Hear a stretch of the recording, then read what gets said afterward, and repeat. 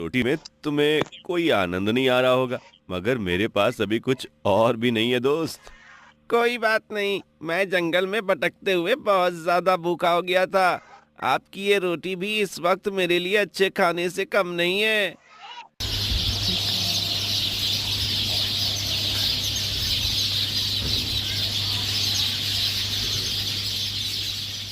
एक बार की बात है। एक गांव में बिरजू नाम का एक आदमी रहता था। बिरजू बहुत मेहनती आदमी था, मगर किस्मत कभी उसका साथ नहीं देती थी।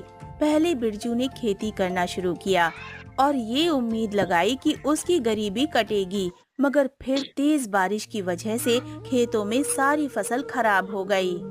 इसके बाद अब बिरजू ने फल तोड़कर बेचना शुरू किया था। एक दिन सुबह सुबह बिरजू ने अपनी पत्नी माधवी से कहा।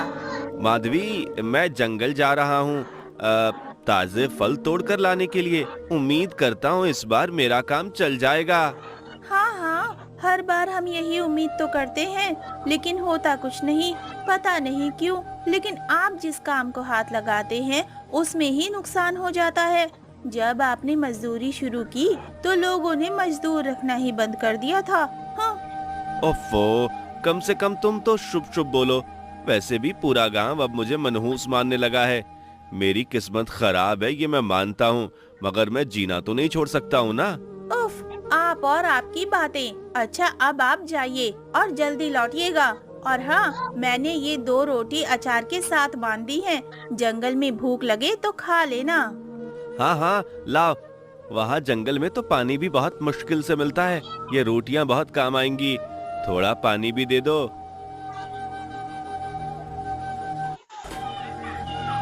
बिरजू रोटियां और पानी लेकर जंगल निकल जाता है। काफी देर चलने के बाद वो जंगल के उस हिस्से में पहुंचता है जहां पेड़ों पर फल लगे हुए थे। चलो, आखिरकार मैं जंगल पहुंच ही गया। मनीष भाई ने सच कहा था, यहाँ तो काफी फल लगे हैं और ये सब कितने रसीले भी दिख रहे हैं। जल्दी से टोकरी में भर के जमा कर लेता हूँ और फिर यहीं से बाजार चलूंगा इन्हें बेचने के लिए।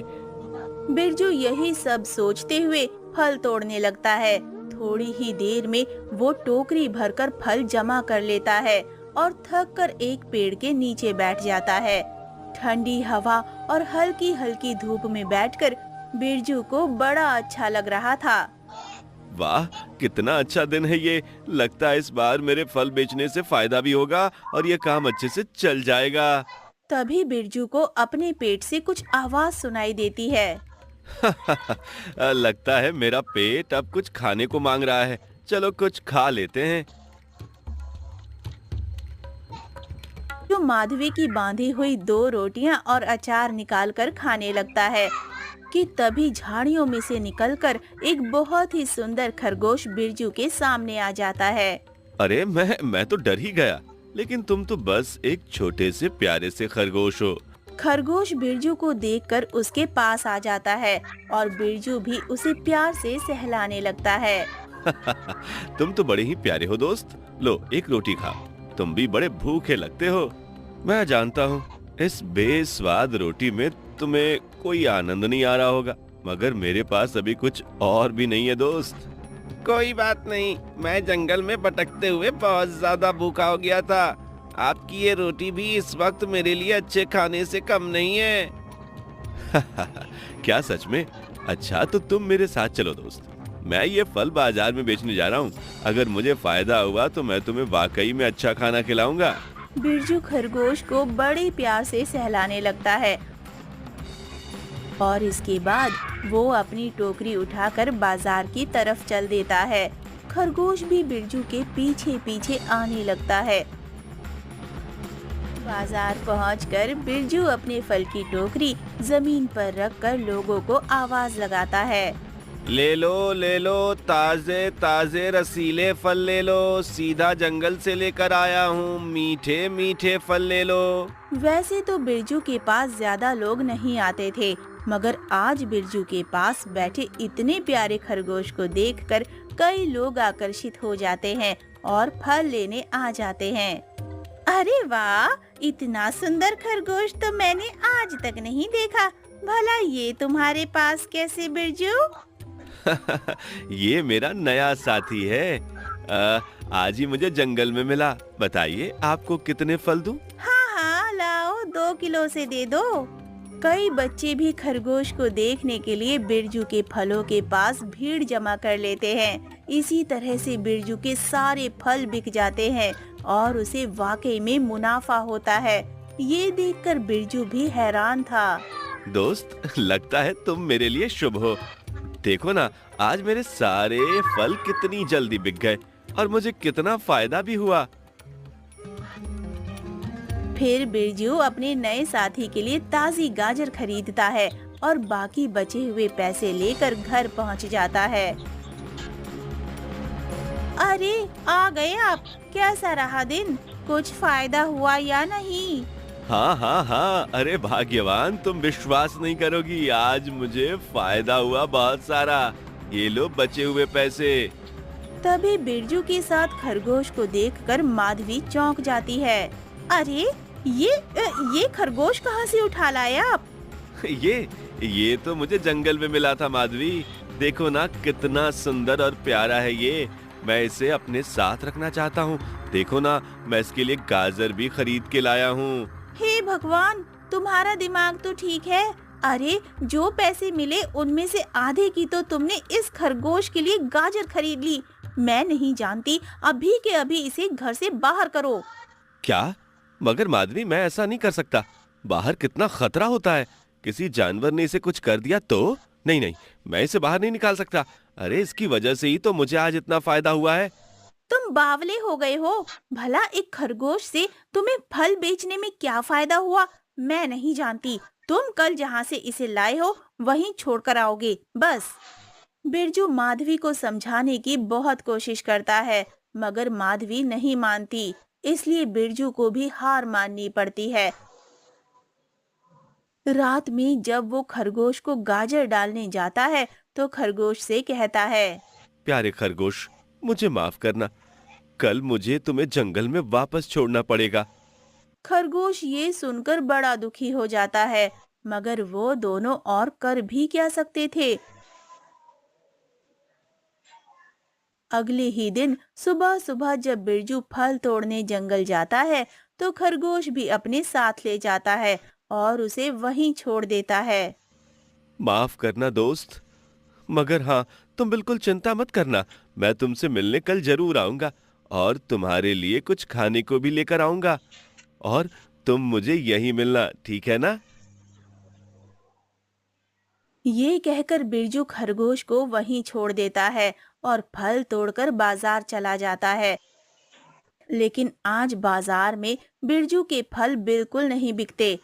पहले ही बिरजू खरगोश की चिंता में परेशान था और फिर फल ना बिकने से वो और ज्यादा परेशान हो जाता है। ये क्या? आज तो एक भी फल नहीं बिका। रात भर में ये सब फल खराब भी हो जाएंगे। मेरी सारी मेहनत बेकार चली गई। यही सब सोचते हुए बिरजू घर लौट आता है। उसे यूं उदास देखकर और उसकी फलों से भरी टोकरी देखकर माधवी सारी बातें समझ जाती है। हे भगवान, यानी आज फिर एक फल नहीं बिका। ओफो, ये तो बस एक दिन की चांदनी थी और फिर वही फूटी किस्मत। लगता है इस बार भी ये काम नहीं चलने वाला। अच्छा हुआ तुम उस खरगोश को छोड़ आए जंगल में। ऐसे में हम भला उसे कैसे पालते? मगर माधवी, मुझे लगता है कि कल हमें फायदा इसलिए हुआ था क्योंकि वो हमारे साथ था। देखो ना, जैसे ही मैंने उसे वापस छोड़ा मुझे कितना ज्यादा नुकसान हो गया। हाँ, ऐसा कुछ भी नहीं है। आप कल फिर से कोशिश करना। देखना, कुछ फल तो जरूर बिक ही जाएंगे। माधवी अभी भी खरगोश को वापस लाने के लिए राजी नहीं थी, मगर रात भर में बिरजू को अपने साथी खरगोश की बड़ी चिंता सताती है और उसे हल्की सी भी नींद नहीं आती। वो लेटे लेटे सोचता है।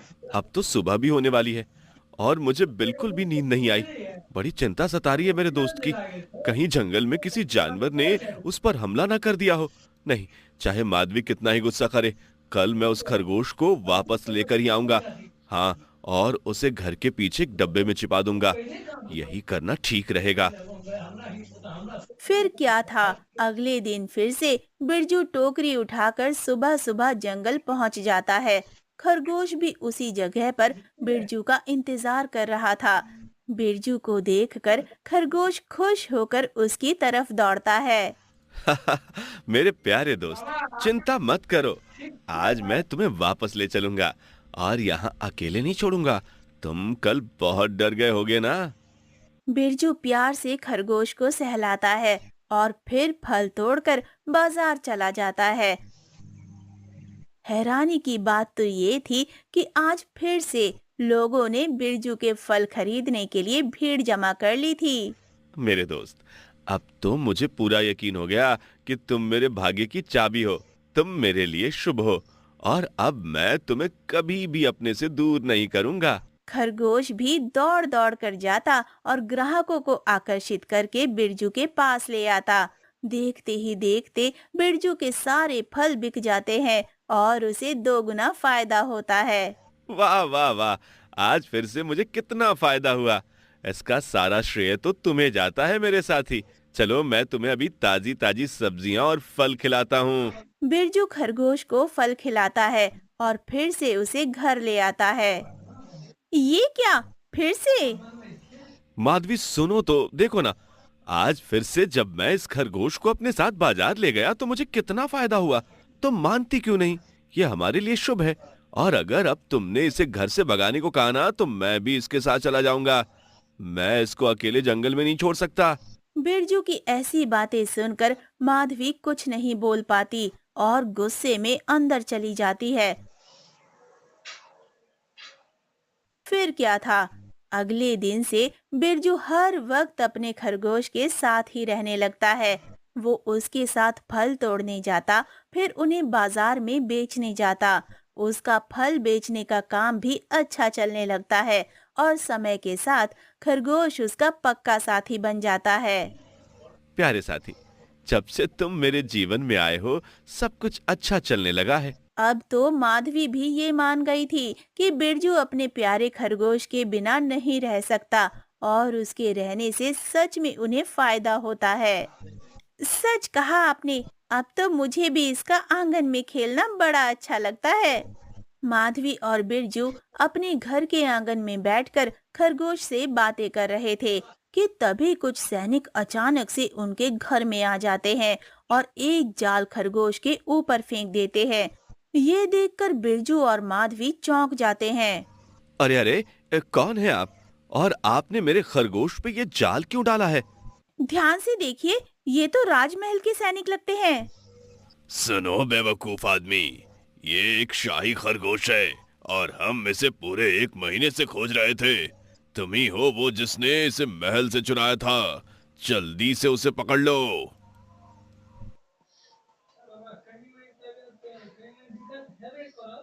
और उसे जबरदस्ती अपने साथ ले जाने लगते हैं। एक सैनिक खरगोश को जाल सहित उठा लेता है और उसे भी अपने साथ ले जाता है। मगर ये सब होते हुए देखकर माधवी बहुत घबरा जाती है। अरे, ये क्या हो रहा है सब कुछ? छोड़ दो उन दोनों को, कहाँ ले जा रहे हो? हमने इस खरगोश को नहीं चुराया था, ये तो हमें खुद मिला था। हाँ हाँ, छोड़ दो मुझे। लेकिन वो सैनिक बिरजू और माधवी की एक भी बात नहीं सुनते और बिरजू और खरगोश को पकड़कर अपने साथ ले जाते हैं। महल पहुंचकर सैनिक बिरजू और जाल में बंद खरगोश को महाराज के सामने प्रस्तुत करते हैं। अच्छा, तो यही है वो शातिर चोर जिसने राजकुमारी प्रिया का शाही खरगोश चुराया। जी महाराज, हमने इस खरगोश को गांव में पकड़ा। ये इसी आदमी के घर में था। गांव वालों ने भी खरगोश को इसके साथ कई बार बाजार में देखा है। नहीं महाराज, मैंने इसे नहीं चुराया। ये मेरा ही खरगोश है। मुझे ये जंगल में मिला था। आप मेरा यकीन मानिए। हर चोर यही कहता है। जाओ सैनिकों, इस चोर को कारागार में डाल दो। सैनिक ऐसा ही करते हैं और बिरजू को कारागार में डाल देते हैं। ये सब होता हुआ देखकर खरगोश भी बहुत दुखी होता है। फिर महाराज खरगोश को कुमारी प्रिया के पास ले जाते हैं। राजकुमारी, देखिए, हम आपका खरगोश वापस ले आए हैं। आप बिल्कुल ठीक हो जाएंगी। असल में राजकुमारी प्रिया को वो खरगोश उनके 15वें जन्मदिन पर दिया गया था और पिछले 3 सालों से वो उनके पास था। लेकिन जब वो चोरी हुआ तब राजकुमारी को बहुत दुख हुआ था और वो बीमार रहने लगी। इसी वजह से महाराज के सैनिक सब जगह उस खरगोश को ढूंढ रहे थे। पिताजी, आपको तो यकीन नहीं होगा कि मैं अपने प्यारे खरगोश को देखकर कितनी खुश हूँ। लेकिन ये क्या, आपने इसे जाल में क्यों कैद किया? इसे बाहर निकालिए ना। देखिए, नुकीले जाल की वजह से मेरे प्यारे खरगोश को कितनी चोटें आई हैं। अरे हाँ हाँ, लीजिए, मैं अभी इसे जाल से निकाल देता हूँ। खरगोश के वापस महल लौटकर आने से राजकुमारी प्रिया की तबीयत सुधरने लगती है, लेकिन वो नहीं जानती थी कि खरगोश के मन में क्या है। मेरे प्यारे खरगोश, ये लो, खाना खा लो। राजकुमारी की कई बार कोशिश करने के बावजूद खरगोश खाना नहीं खाता है। ये देखकर राजकुमारी बहुत चिंतित हो जाती है। पिताजी, देखिए ना, 2 दिन बीत गए और मेरे खरगोश ने ठीक से कुछ भी नहीं खाया। जैसे इसे मौका मिलता है, ये बस बाहर भागने की कोशिश करता है। अब आप ही बताइए, मैं क्या करूं? बड़ी अजीब बात है, लेकिन आप चिंता मत कीजिए राजकुमारी। मैं इसके लिए किसी बड़े जानवर के वैद्य को बुलाता हूँ। शायद वो ही बता सके कि समस्या क्या है। महाराज कई वैद्यों को बुलाते हैं और ऐसे ही 10 दिन बीत जाते हैं, मगर खरगोश खाना खाना छोड़ देता है और किसी भी वैद्य की समझ में नहीं आता कि वो ऐसा क्यों कर रहा है। पिताजी, अब हम क्या करें? अगर ये खाना नहीं खाएगा, ठीक से पानी नहीं पिएगा तो मर जाएगा और फिर मैं इसके बिना कैसे जीऊंगी? महाराज भी इस बात से चिंतित थे, लेकिन तभी वैद्य कहते हैं। ये बार बार बाहर भागने की कोशिश करता है, तो क्यों ना आप लोग एक बार इसे बाहर जाने दें। हम देखते हैं कि आखिर ये कहाँ जाएगा। राजकुमारी और महाराज को वैद्य का ये सुझाव अच्छा लगता है और वो लोग खरगोश को छोड़ देते हैं। खरगोश कमजोरी की हालत में धीमे धीमे आगे बढ़ता है और सीधा कारागार की तरफ बढ़ जाता है। ये क्या पिताजी? ये तो कारागार की तरफ जा रहा है, मगर क्यों? ये तो हमें अभी पता चल जाएगा राजकुमारी, चलिए। महाराज और राजकुमारी खरगोश का पीछा करते हैं और खरगोश कारागार की तरफ बढ़ता है। वहां मौजूद सैनिक उसे रोकने की कोशिश करते हैं, मगर महाराज के इशारे पर वो उसे आगे जाने देते हैं। खरगोश सीधा उस कारागार की तरफ जाता है जिसके अंदर बिरजू कैद था। खरगोश को कारागार के बाहर खड़ा देखकर बिरजू चौंक जाता है। मेरे प्यारे साथी, तुम यहाँ कैसे? मैंने तुम्हें कितना याद किया, पता है? और तुम कितने कमजोर हो गए हो। जी तो चाहा कि तुम्हें अपनी गोद में बैठाकर तुम्हें खिलाऊं और प्यार करूं, मगर देखो मैं मजबूर हूँ। ये सब कहते हुए बिरजू की आंखों में आंसू आ जाते हैं और वो कारागार से हाथ निकालकर अपने प्यारे साथी खरगोश को सहलाने लगता है। और अब तो खरगोश की भी आंखों में आंसू थे। ये नजारा देखकर महाराज और राजकुमारी दोनों चौंक जाते हैं। नहीं, ये आदमी चोर नहीं हो सकता। सैनिकों, अभी के अभी इसे आजाद करो और बाइज्जत सभा में लेकर आओ। फिर सैनिक ऐसा ही करते हैं। वो बिरजू और खरगोश को लेकर सभा में पहुंचते हैं और अब राजकुमारी भी वहां मौजूद थी। क्या हुआ महाराज? अब आपने मुझे क्यों याद किया है?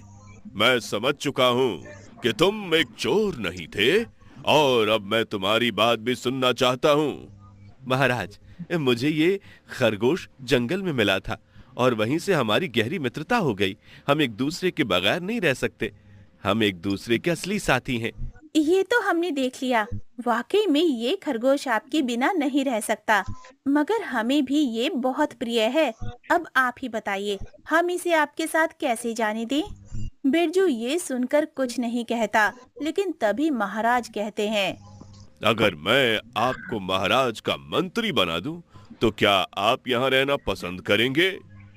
आप अपने परिवार के साथ महल में ही रह सकते हैं और इसी बहाने हमारा खरगोश भी साथ रहेगा। ये तो बहुत अच्छी बात है महाराज। मेरी पत्नी भी ये सुनकर बहुत खुश होगी। लेकिन तभी पीछे से कुछ सैनिक बिरजू की पत्नी माधवी को महल में ले आते हैं। माधवी, तुम यहाँ? माधवी बिरजू को देखकर दौड़कर उसके पास आकर खड़ी हो जाती है।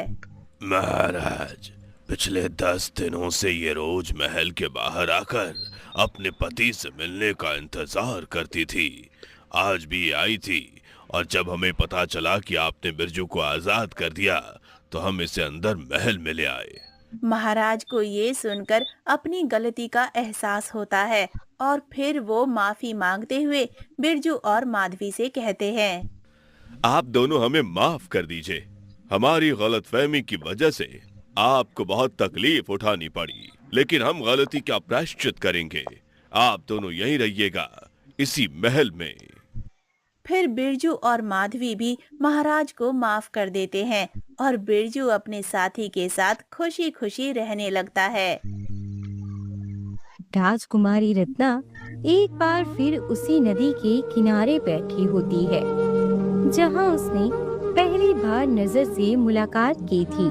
वह जिन्न को याद करती है और पछताती है। नजर, मैंने तुम्हें धोखा दिया, मुझे माफ कर दो। मैं समझ नहीं पाई कि तुम्हारा प्यार कितना सच्चा था। राजकुमारी परेशान होकर एक जंगल में रहने वाले ऋषि के पास जाती है। महाराज, मुझे लगता है कि मैंने जिन्न के साथ गलत किया। मैंने उसे कैद करवाकर उसकी आजादी छीन ली। क्या उसे आजाद किया जा सकता है? हाँ, यह संभव है, लेकिन तुम्हें उसके